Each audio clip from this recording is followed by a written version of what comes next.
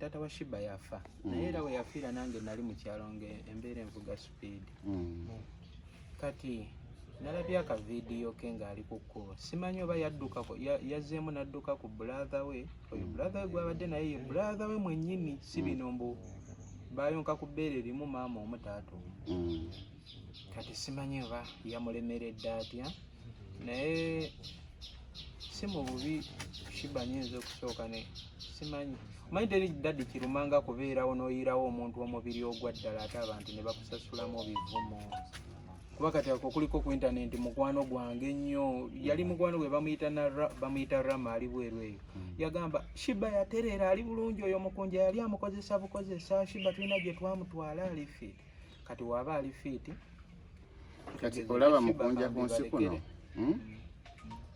bwe tukola omutima omulungi tukola ebirungi eri abantu tetukolera abantu bansi tusiima wabula tukolera ag'amaanyi agatunula mu bikolwa byo ne gakusasula oyo Katonda yakusasula nze nyinza okugamba nti nina abantu benkoledde ebirungi nga si mu kamera nga gwe boze n'abakamera bangi naye nze sirina gwe nkolera kintu nga nina kye musuubiramu kubanga kimenya ki omutima okitegeera kijja by chance n'ofunamu kyofunyeemu oli n'agamba bannaaye mukunja alina omutima omulungi nange kamukolera omutima omuki omulungi naye nga eyo si yensonga kuba kakati kankubuulire Shiba wamuleka naye teri asobola Shiba kumumaintaininga nga bwe wali okola ki omumaintaininga just biseera bitono naye akyusa omulaba nga era addayo nga bwe yakola ki bwe wamusanga kati ate ogenda okumugjayo nga ate emirimu gy'ogenda omuteekamu miki mingi Shiba ali innocent okitegeera naye olw'okuba nti ayinza okubeerako abamuteekamu ebigambo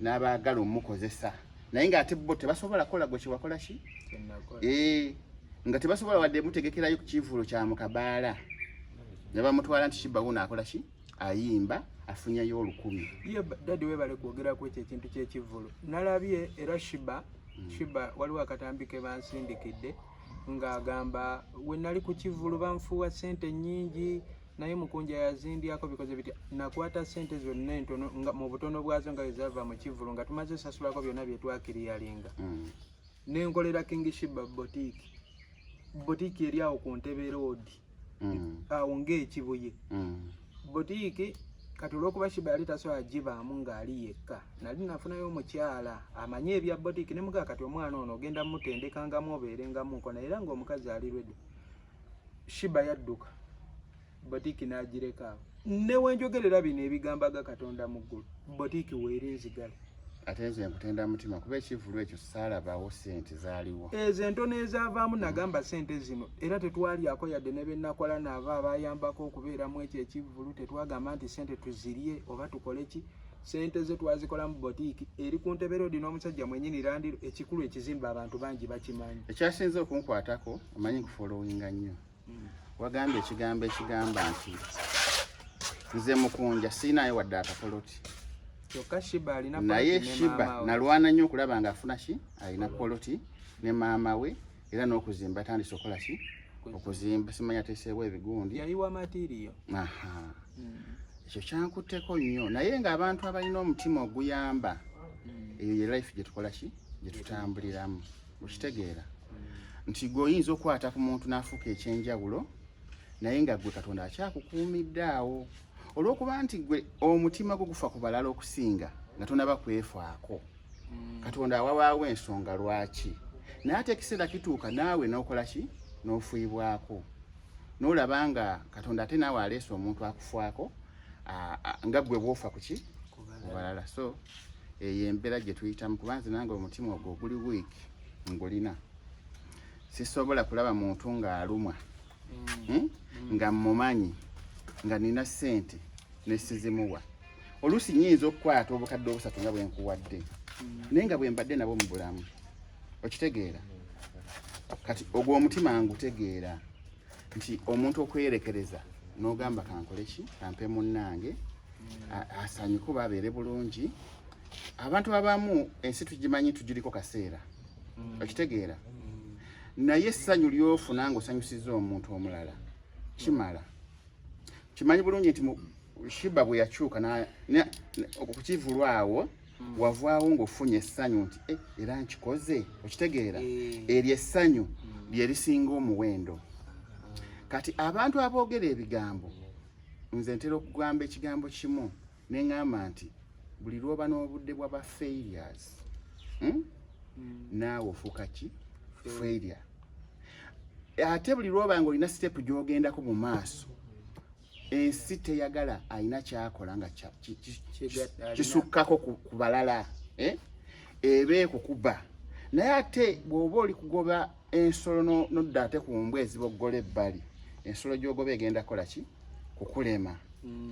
Nze mu nkola eyange kyova olaba tobulyangako nti Senkulu Kasiko Mutaasa balwana n'eggundi bakola bwe bati oli ne bwayogera nonsense ngamba bugambi failures basigala baki ba failures. Kuba omuntu nga si failure taba na budde bwogera ku bitakola ki bitamukwatako. Obudde bwe buba bwa planning ensi agiseemu atya akoze atya byakola.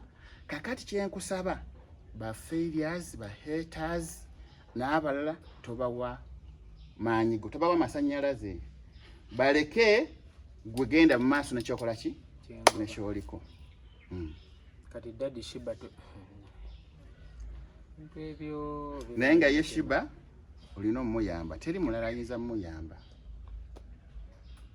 Ola Daddy ebintu ebyo batuvuma ku internet munange waliwo oli akuwayiriza ekigambo naye waliwo abantu abitwala nga bya ddala nga bya serious ng'era obalekerayo kubanga ensi eno kusirika ensi eno yatondebwamu abasiru n'abagezi. Tojja kufuula abantu bonna obateekemu obwongo obutegeera. Kati buli omu omulekera muki mu ntegeera ye. Omanyi Katonda bwe yatonda ensi yatuwa grade z'obwongo nga zaawukana.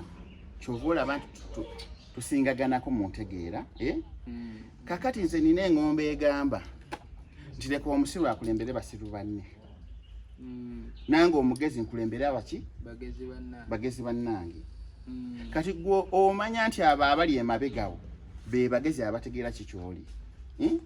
Bano abakwawukanyeeko ne badda mu kukulwanyisa omanya abo balina bosi waabwe musiru kababeereyo abasiru mbawonye nga gwogenda mu maaso nabana abagezi ngo mukuba olugendo lwammwe mukola ki mugenda. Ensi bwetyo teri alikola kintu nekisanyusa bonna tekiriyo. Kati tolaba wano ntodde obukadde obusatu nembukuwa nsanyusizza ggwe naye ate eriyo gwe kirumye okitegeera kyokola osanyusa ono kinyiiza mulala. Kati ekyo tolina kukijja mu mayindisizo nti buli kyokola waliwo akisanyukidde waliwo gwe kinyiizizza. Kati faayo ku bana abasanyuse watagetiyo oba oyagadde basanyusa naawe osanyuke. Abanyiize togenda bakyusa ne bonaayogera ki baleke banyiige ate yongera kubanyiiza banyiige baabike emitima gikole ki gyabike. Ebatuuka ekiseera ne bakuvaako ne bagamba oyo tankubya pressure kunziza mulago nga ebasuseeko. Kati gwe kyolina okukola ka pressure kapika nga gukola bikutwala mu maaso nga bo bazimba nga baabika. Sikyayogera nnyo nabadde oluyimba teweerega nnyo na muntu gwe kwata luyimba bawangaazi ati kati wali abalabe bange ate nga banyiiza nga ngamba naye Mukama oyo lwaki tomuggyaawo. Kati sikyayagala Katonda atte mulabe wange n'omu. Balabe bange njagala kati babeerewo bawangaale balabe mukunjo w'enkya n'oli kati gwe ng'odda wano obalaga nti kituufu ndi wanjawulo siri failure nga we mukola ki. Kuba kati abalabe bagenda kundaba ntudde naawe mu mamotoka. Gw'okimanyi nga waliyo abantu nga bo baalemu ensi nga talina na kirowoozo kyonna kigamba nti oba nguleyo akakoko oba nzimbeyo akayumba oba akamotoka ngaako koolina ng'oluusi ne mu lujja ewaabwe n'akagaali kabalema lwa giriisi nga giriisi balema oggula oteekamu ki. Kakati omuntu ng'oyo bw'omuwa obwongo tubayita ba failures. Don't give them time. Nze si wa failure budde bonna. Yes.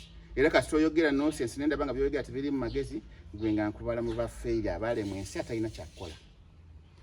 Bane Daddy mpulira kati ebigambo by'oŋŋambye olinga mpa eddagala lyennyini kati. Mpulira obwongo bukyuka naye abalabe baffe Mungu abawangaaze kati. era abawangaazi nze omulabe njagala n'abeerawo n'alaba kati daddy kola bwoti yawe mba nshootinga video y'abawangaazi lwaki tompaayo emmotoka emu n'envimba nnyo wano ate n'envimbira ddala kwega n'envimba oluvimba olutala emmotoka tujja kuwa tukolere covid yes neyanze nnyo